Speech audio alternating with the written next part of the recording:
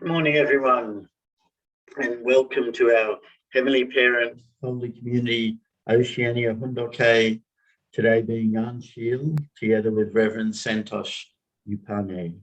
So it's Monday, the 16th of August, the 9th of July, and the 9th year of Chongalguk. So let's begin with a bow to our Heavenly Parent and true parents, Chariot, Kyombe,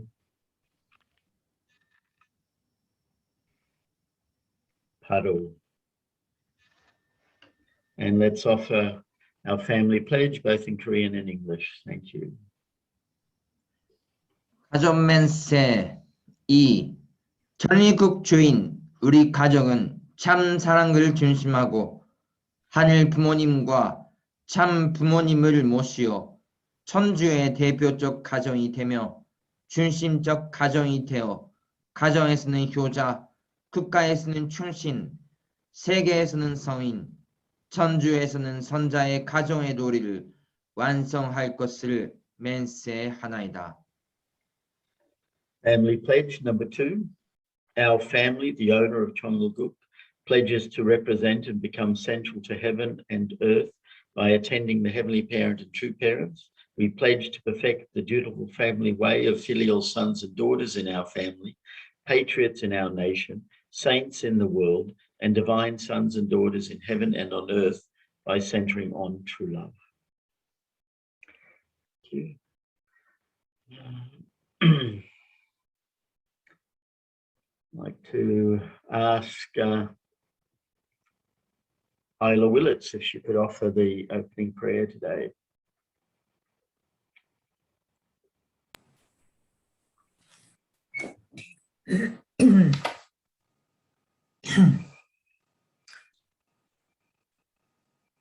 Let us pray. Good morning, dear Heavenly Parent and our beloved, loving true parents. Heavenly Parent, we are gathered here this morning, an Ahn Shi morning, to truly open our hearts and deeply understand how precious you have brought us together as a one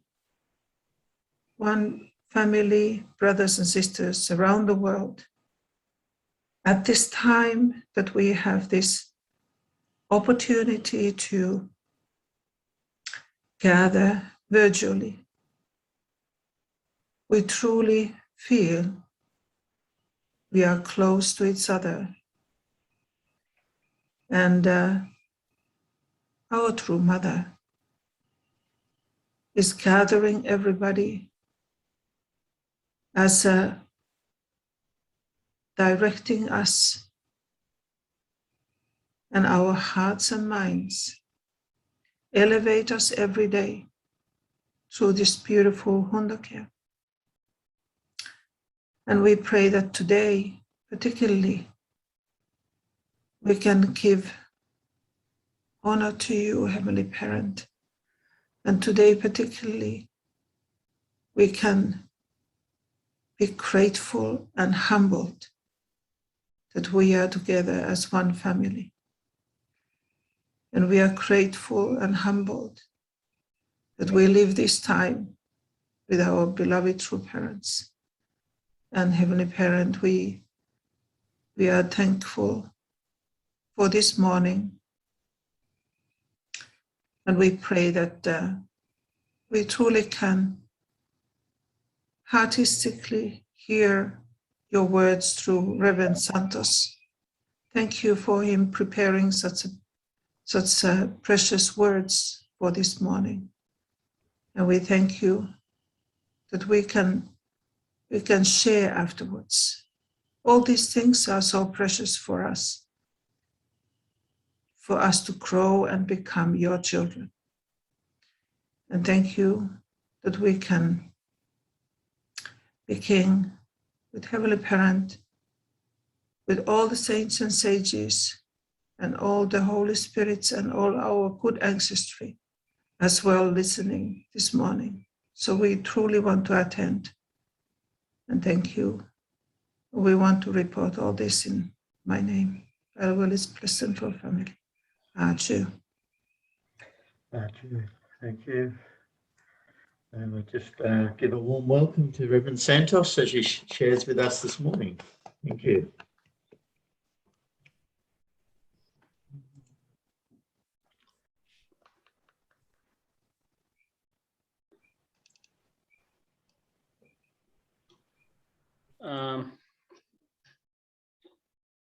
Good morning, our regional chairman, Reverend Yamada, and all elder blessed family, brothers and sisters. This is one of the very precious speech for me. This speech was in the collection, my collection of true parents speech in my computer, March 25, 1979. I was born in March 24, 1979, and I was searching for the speech. From a long time, I was searching for the speech. If Father spoke something on that day, but I could not find anything that Father spoke on that day, but I found something that Father spoke on the 25th March in 1979. So I saved this speech from a long time ago, and I was supposed to give, I was supposed to read this message of True Father few weeks before we were sick. Anyway, I prepared from that time. Let us read this speech. Heaven and us. In Oriental philosophy, the whole heaven connotes huge and noble things, while earth connotes small, lowly things.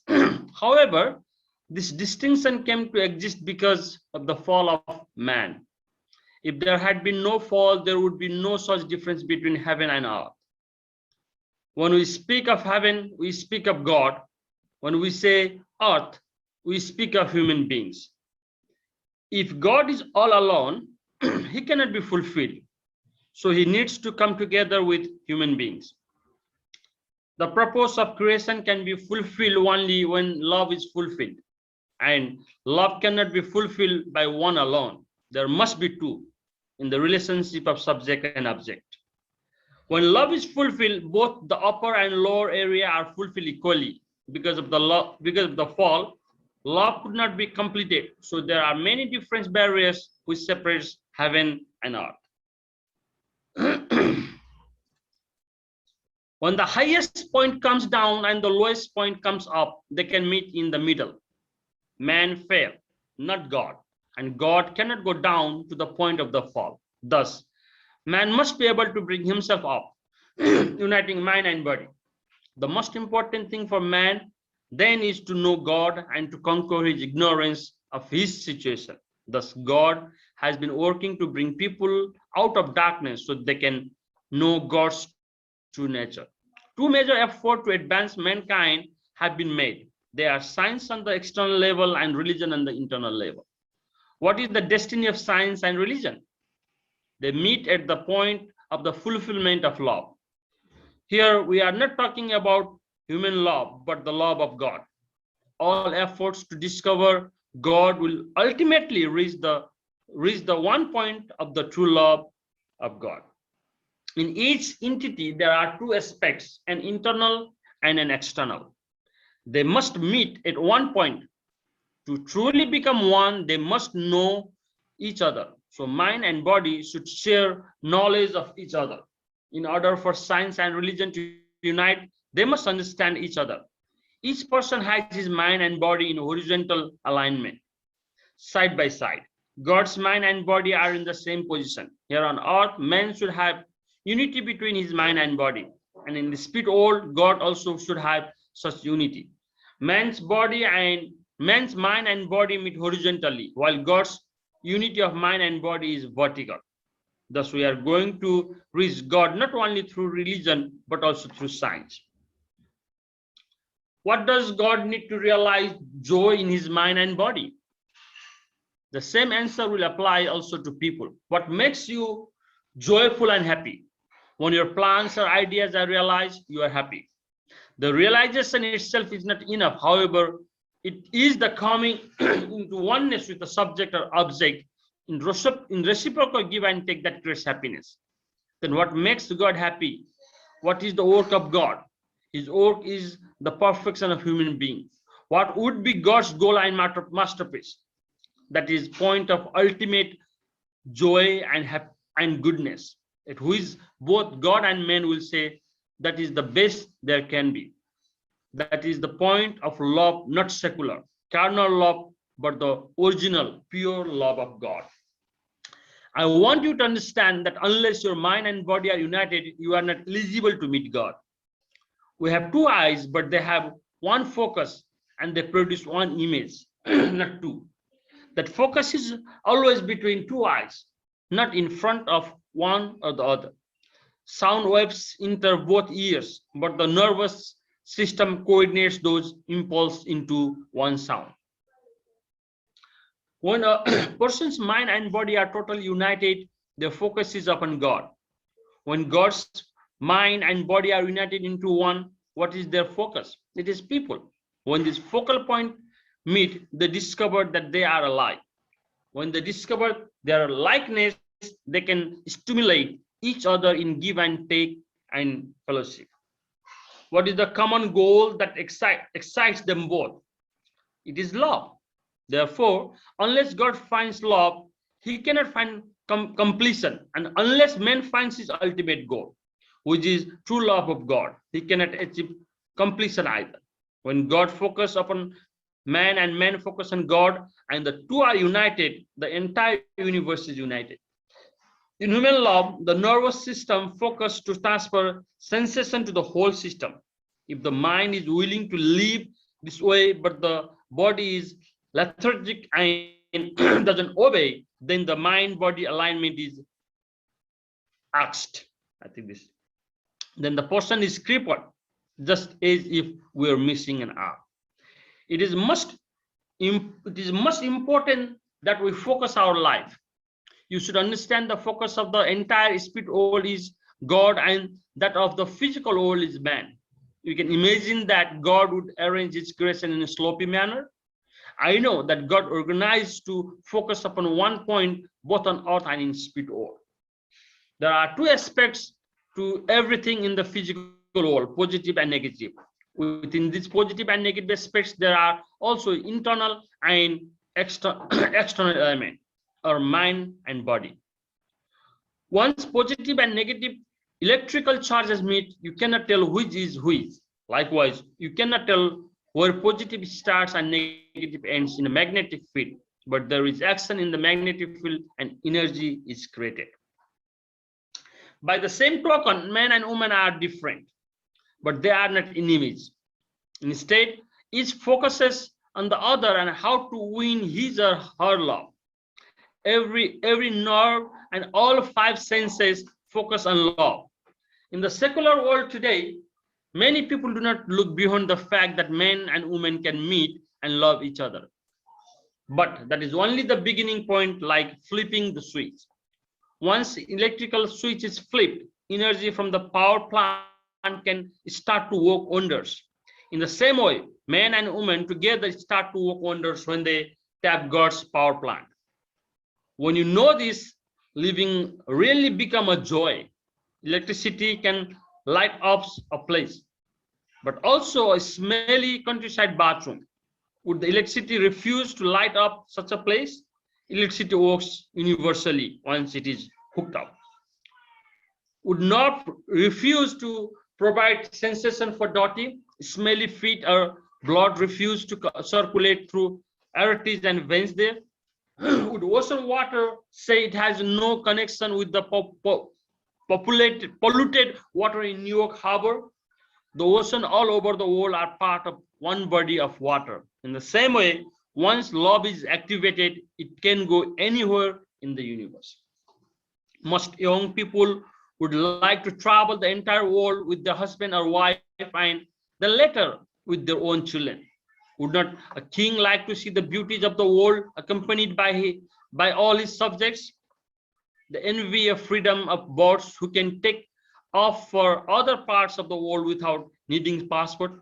The barriers in our world, such as immigration restriction and nationality, are man-made. So once we can get rid of these barriers, we live in one world with as much freedom as bird. Would dog from the northern discriminate against the dog from the south? Would they refuse to marry each other? It doesn't matter where they are from, as long as they are dogs. I'm constantly telling you that you have to serve other and focus on other people, because by doing so, you create unity.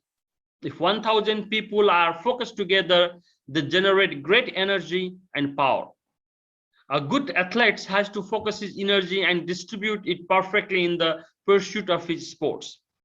The pushing force and the pulling force must be harmonized to create tremendous power. The greater the power of give and take, the greater the wonder it can create. It is good, great. Is God great or tiny? God can stretch his arms from the pole to pole, embracing the entire universe to give and take. We know God is a great God. So logically, his creation, man is supposed to be great also. My eyes focus at one point, at my vision carried across the entire world. Your line of focus can be extended as much as you want. Your ears focus within your brain, but actually you want to hear universal sound. You inhale and exhale air through your lungs, but that rain can travel all around the world, linking you to it. In daily life, we are dealing with one universe, one air, one water, one sunlight, and one land. Do you want to focus upon your husband or wife without being interested in your society, nation, and world? A man and woman who attain unity should try to focus on the large entities, such as society, nation, and world.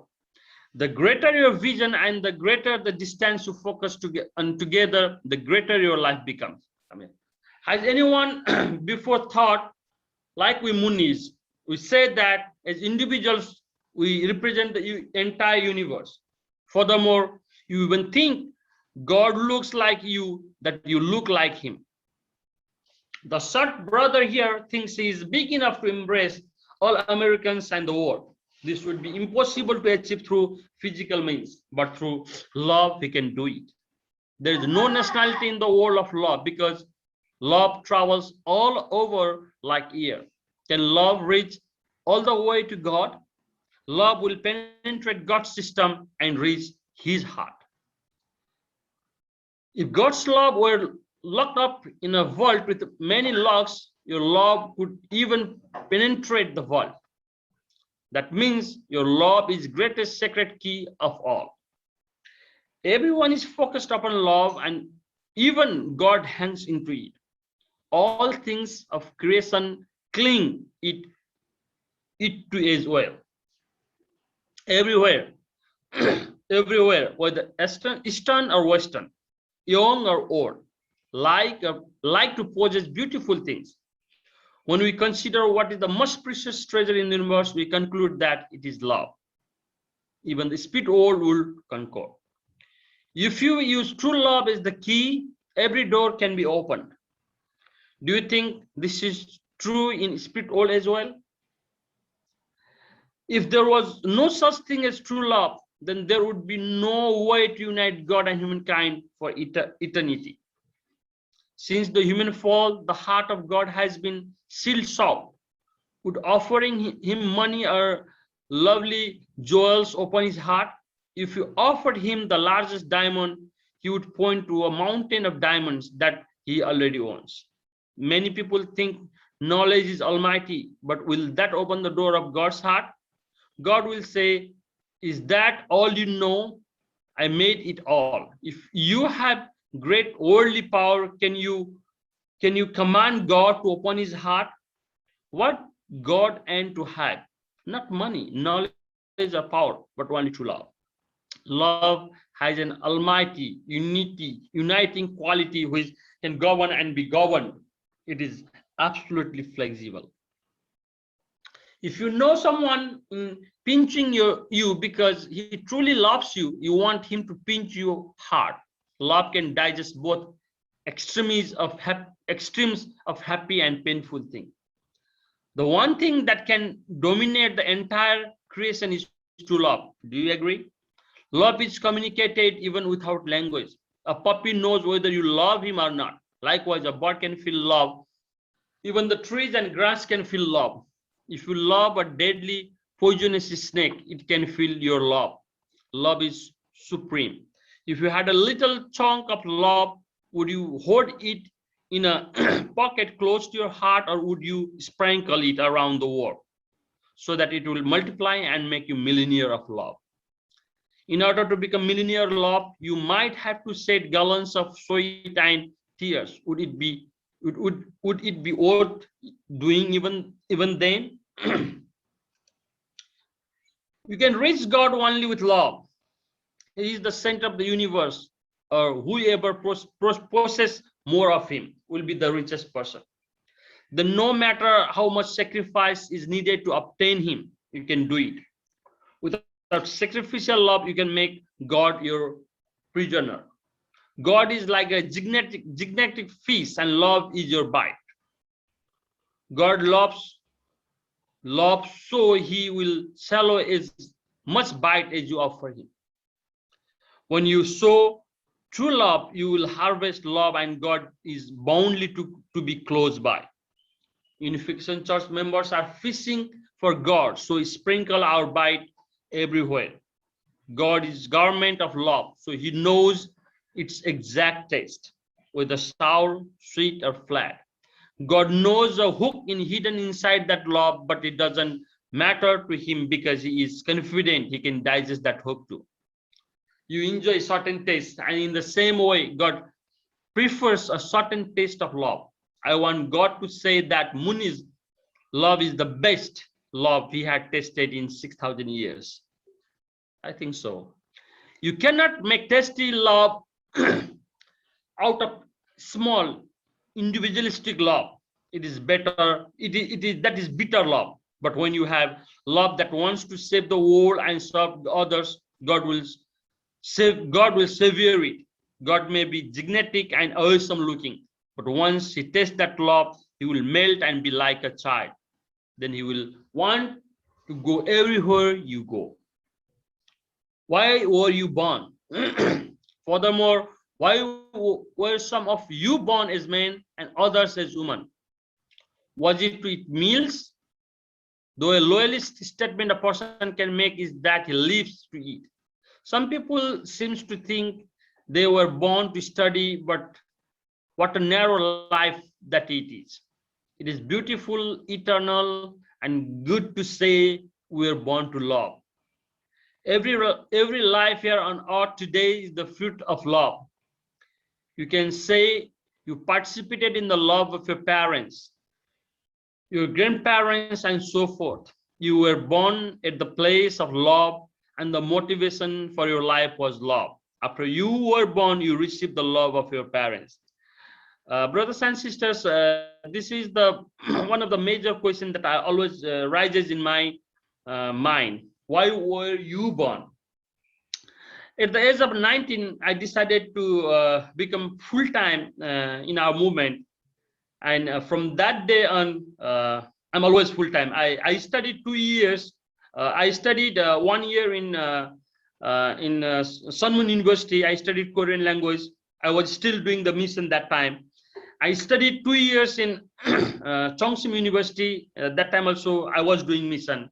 But when I was studying in Hanning University 2 years, I was not doing public mission, but I was attending our church in Chombogum. I was a part of an active group there. But other time, from at the age of 19 until now, I became full-time, completely public. And then sometime what comes in my mind is what my other friends are doing, like friends whom we studied together during my high school, friends whom we studied together during my university in Nepal. I look around them and I see their lifestyle. I see my life. I see the way I think.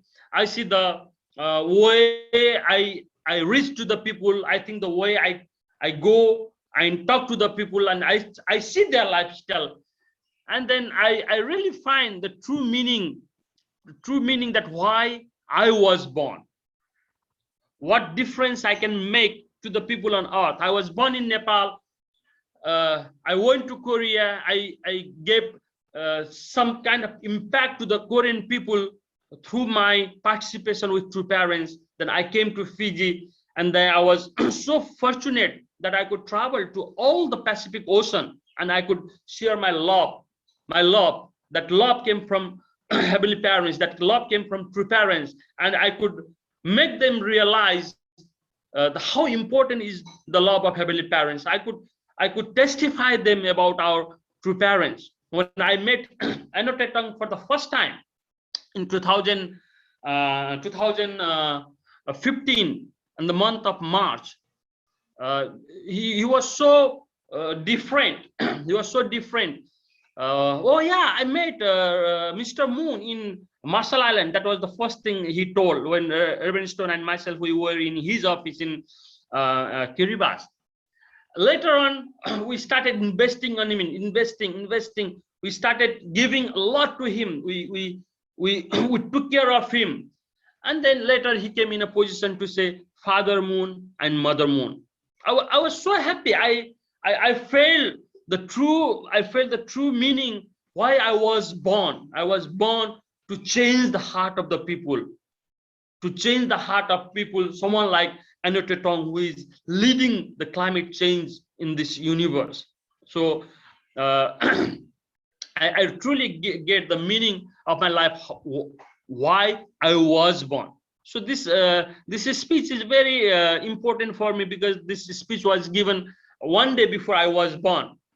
So I read this few times, and I decided to read today during this beautiful Ahn Shi morning. Let me continue. Why do your parents love you? Why do all animals love their offspring? It is because children are the witness of their parents' love, cause and the parents' love. Cause and effect both spring from love. Because of this must always some truth. Parents have to love their children, not only in the human world, but also in the animal world. Children who live in the love of their parents are very happy children. Today in America, there is something called generation gap, with parents and children thinking they will live their own separate lives. This means they have lost the home base of love, and they have nothing to return. God designed the family to expand its pure love to society, spreading one color of love all over country, then to be entire world. Last time Yutaka-san was sharing about living 3 generations living together. I was fortunate to live with my grandparents, and I grew together with my grandparents. Even my grandmother used to tell me that I'm the youngest son of her. That kind of feeling that my grandmother took care of me. Only the thing I really regret, or I'm not happy when I am far away from my home, is my 2 kids. They never got chance to grow up with my parents. They could not have that intimacy with my parents as a grandparents and grandson. But again, I convinced myself that my children are not only the children that they could not live together with their grandparents. There are a lot of children they could not live with their grandparents, and my position is to sacrifice, representatively sacrifice that position for the sake of the people of this small island nation: Tonga, Tuvalu, Kiribati, Nauru, Solomon Island, Vanuatu, Marshall Island. When I go to the universe South Pacific, I meet the people from the other part of the world. Then I grew and I was born, and then I feel, wow, this is the meaning of my life, to meet every day the people from this part of their life and tell them about True Parents, tell them about the truth, tell them about the love of the second coming, and share with them the love of Heavenly Parents. So even I forget that when I talk to the brothers and sisters from the Pacific country, when I pour my heart to them, when I love them, when I shed tears all in the morning in the in the name of these brothers and sisters of the Pacific country, where I never thought of going. I went to Funafuti. The capital city of Tuvalu, just 7 kilometers. You know, the distance of the Funafuti is just 7 kilometers. And I was wondering, I went there alone. I went there to start IAPP in 2017. When I went there, I was wondering where I am, what I am doing here. But slowly, when I started meeting the people, when I started talking to them, when I started sharing my heart to them, and then found out, oh, these are the same people, that we have the same heart, we have the same feeling, we are the children of the same heavenly parents. That kind of feeling, this kind of very very precious gift I got from true parents, to realize the ultimate goal of my life, to realize the ultimate goal of heavenly parent on this earth. The children who are born and live in love at home can become patriots in their nation and even saints in the world. The same principle works on this different level. Just as water in New York is the same as color of water in Norway, the makeup of the whole human world is the same. When you fulfill the criteria of love in your home, you can live the same criteria of love in the nation and the world. People would be born in love, grow and mature in love, and die in love. We continue to live eternally in that love with God in His spirit world. One question always strikes me again, that is, love your nation. Love your nation, be patriotic. And I teach these things to the people. I teach the people from the Tuvalu, Tonga, Kiribati. Now I tell them that you have to love your nation. You have to love your nation. You have to love your nation. You have to do something for your nation. And again, the arrows focus me. Why I am here? Why I'm not in Nepal to love my own country, Nepal? Instead, I'm here in Fiji to tell to the people of the Fiji, or to tell to the people of Tonga, Tuvalu, Kiribati, Nauru, all these small island nations, to love their country. And then I get answer by myself that I think this is what called living for the greater good. I'm living for the greater good. My circumstances is not only Nepal. My circumstances is my circumstances and my mission and my goal is to tell to the people. I in that sense, I see myself that I'm seeing the things from Heavenly Parents' perspective. I'm seeing the things from True Parents' perspective. I represent True Father. I represent True Mother, and I'm telling the people to love their nation, to love their culture, to love their custom, to love their religion. That is what I understand. The world is a training center where you learn by stage how to love and all. You graduate from this school when you go to the spirit world, and there you can experience love of eternity. Perfected love can be compared to a perfectly round bowling ball that knocks down all the pins. But the love of those who fail in the workshop of love is like a square-shaped, a lumpy ball that doesn't roll properly. True love is perfectly round and can go anywhere and find its way in any situation. Even if that ball travels in the erratic pattern, it will always hit the final target.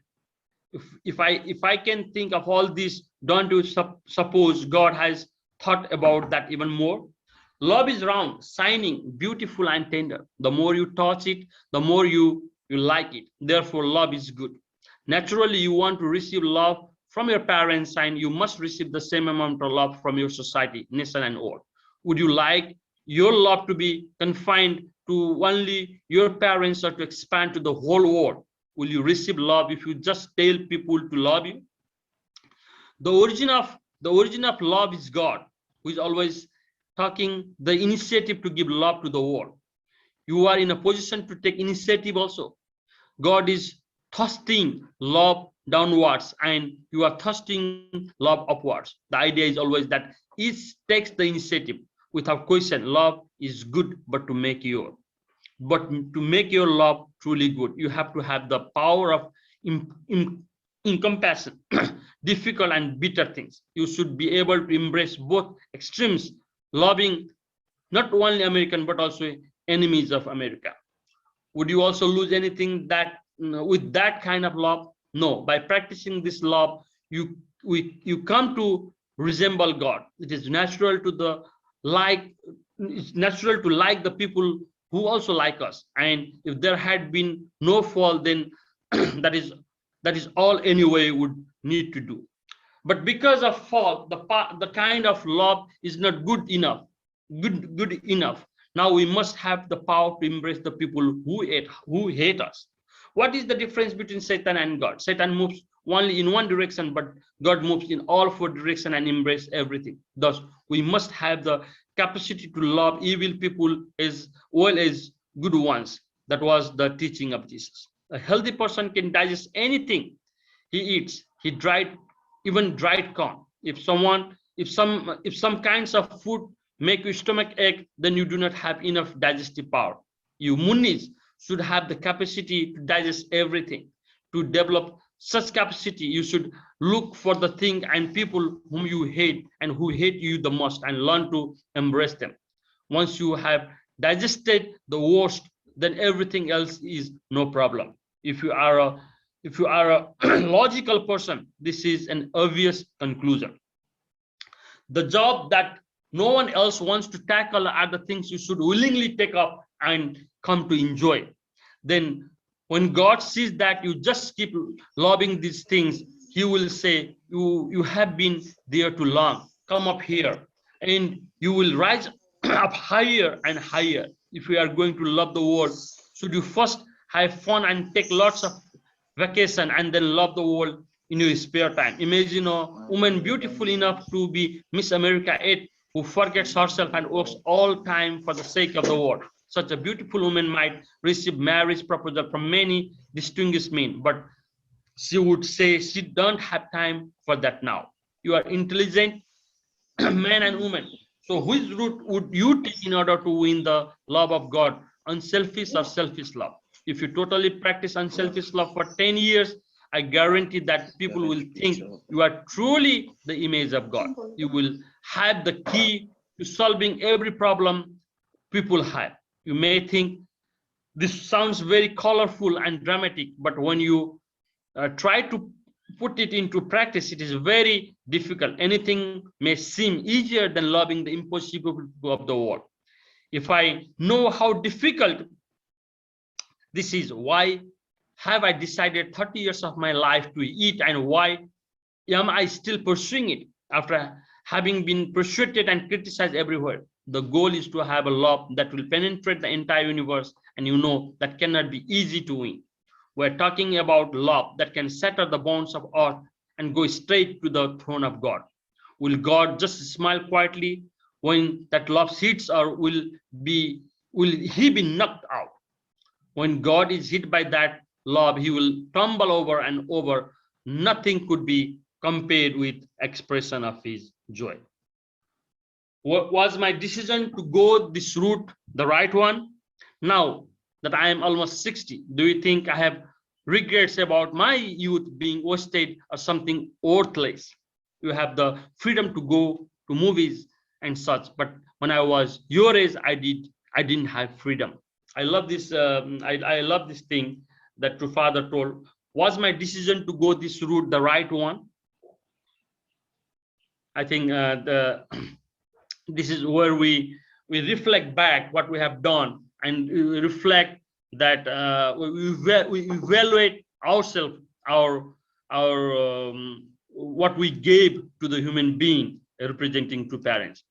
On the foundation I have laid, you can be grafted to me. So no matter how imperfect you are like a limb of tree. I have won the ultimate battle. So by being grafted to me and following my standard, you know, you are protected from going wrong. You are the bird which will blossom.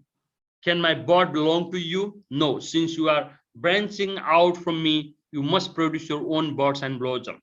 You cannot claim that my flowers are good enough and that you will have to reap the benefit of my bosom. You must fulfill perfection as branches and produce bosom yourself. I think that is where true Father always asks us to become little Reverend Moon,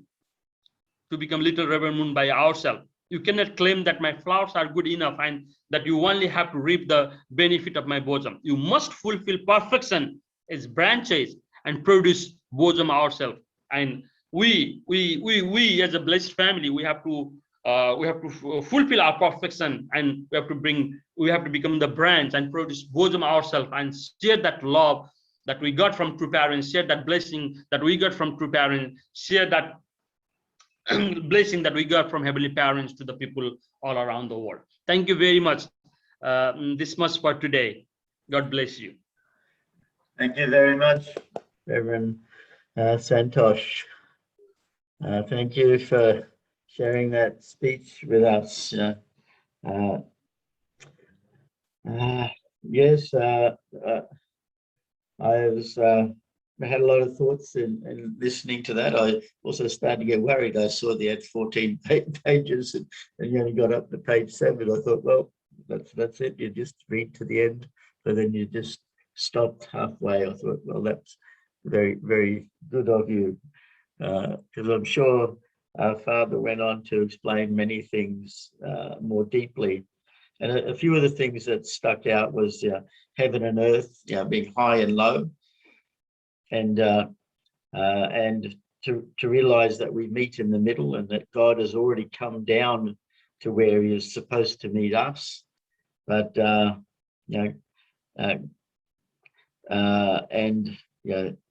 God can't do any more, because we fell, we moved away from God. We didn't rise up to where God was waiting for us, and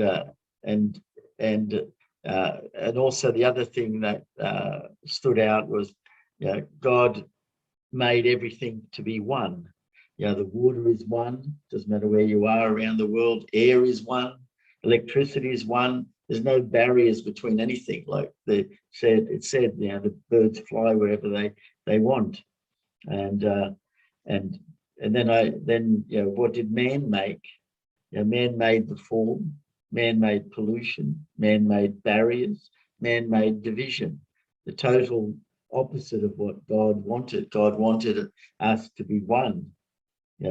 And God has already bridged the gap, but we moved away from God. We have to go to God. That's our responsibility. And then the third point that you brought out that struck me was, why am I born? Why is anyone born? And it was very, very simple. We're born because of original love, to share love with others. That's really our whole purpose, is to love. And then God, Father said, not carnal love, but true original love. And that's where we have to return to, because we, in the fallen state, have only tasted false carnal love. But if we really taste the love of God, then we would never go away. We would just always want to rush back. And that last statement, or one of the statements, is, it is beautiful, eternal, and good to say we are born to love. And I think understanding and recognizing how wonderful and amazing original true love is, and not to be satisfied with fallen carnal love, because all we made is division, but all God made is just everything is one, and we need to return back to that one. So thank you, Reverend Santosh, and thank you for sharing this speech with us, and open it up to others who would like to share.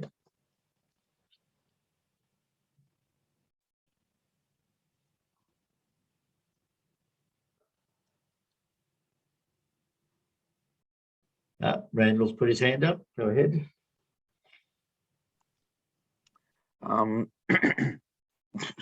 Thank you for that. That was an awesome speech.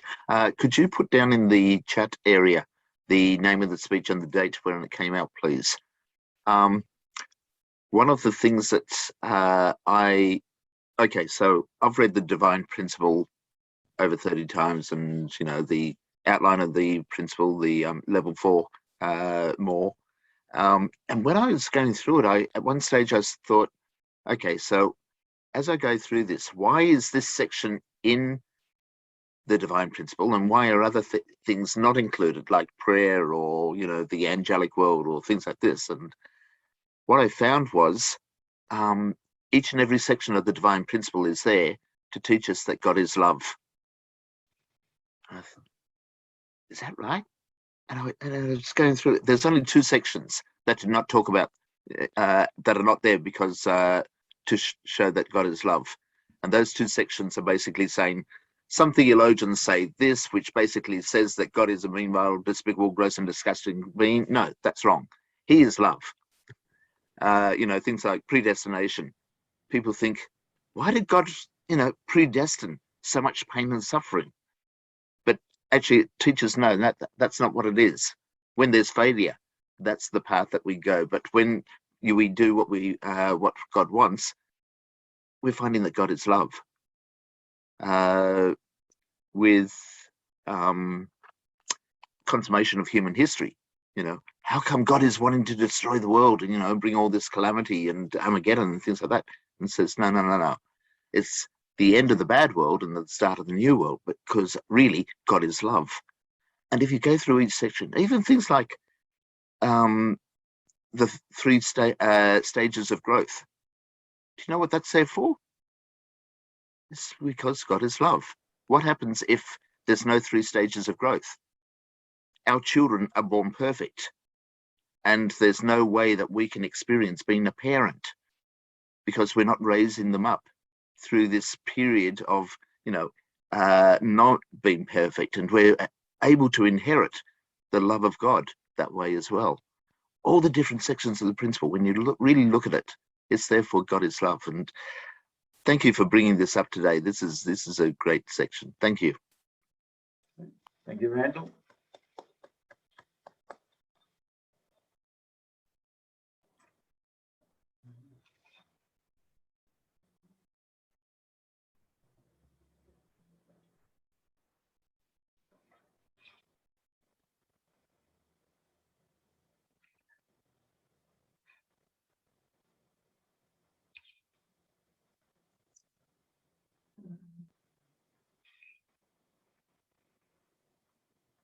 Yes, Ken, go ahead. Yeah, thank you very much, Santosh. You seem to have recovered from the virus. Oh, yeah. Great to see you up and about. Thank you very much. Yeah, just perhaps everyone's silent because there's so much depth in that, and it's hard to comment, and you have to sort of take it in. I know that in some ways, whenever I hear something like that, I always think, oh, who can hear this? What of my contacts can really enjoy and relate to this? And then, but then I think, yeah, but am I really relating to it? Do I really understand it? It's great and it's so inspiring, but to what extent is my life really committed to those ideas? So in a way, it's hard to comment because in a way, it's a little bit of judgment as well. That the standard that Father talks about is sometimes way beyond our daily life and experience, and where our mind is compared to where Father's mind is a long way away. So anyway, and just quickly, it was nice relating to talking about the Pacific, and I reflected, in 1999, we're all sent out before 2000 to do an ILC in the Pacific nations. So I reflected back on that. I was in Kiribati at that time and spent 3 weeks at the end of 1999. And then I went across to Nauru and I spent a week there and did a conference. sorts as best I could in the time I had, but just brought back some nice memories, and it's great that, you know, the work is continuing even in such remote islands. They're very hard to get to, but they're very special. Yeah, thanks. Thanks, Ken.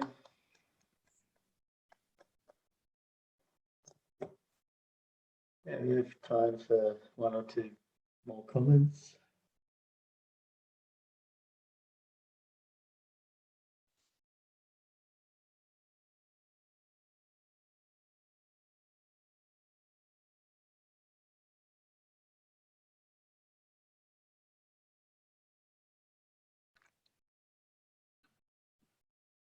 Or if we wait long enough, just one comment.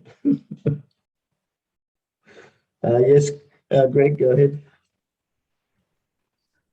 Anyway, thank you so much, Reverend Santosh.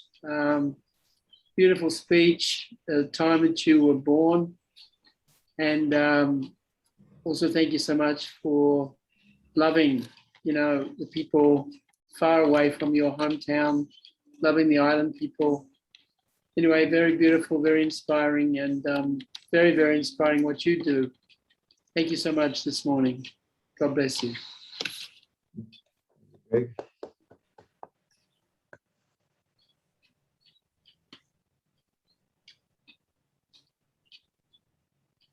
Yes, Janine, go ahead. Yeah, thank you.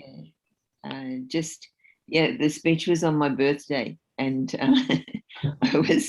I was 25, 4 years in the church. Anyway, the thing that really moved me this morning was when Father said the difference between God and Satan.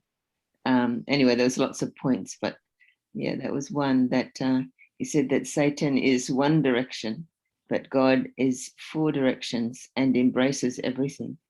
And even the enemy, that it always really moves me that God has no concept of the enemy, that that God is able to, has a big heart to embrace everyone and everything. And also that when Father said that I can't remember the exact words, but that saying that we can't say that my blossoms aren't good to only true parents blossoms. You know, we use true parents blossoms, but really, you know, Father was saying that we have to become like true parents. We can't just say that that true parents. The ideal should not just live in true parents, but that we have to embrace it and have a heart to love like God. So yeah, anyway, beautiful speech, Santosh. Thank you for sharing. Thank you, Janine. Thank you, everyone. So now it's time to offer our unison prayers. I'll just share the screen and we can pray together.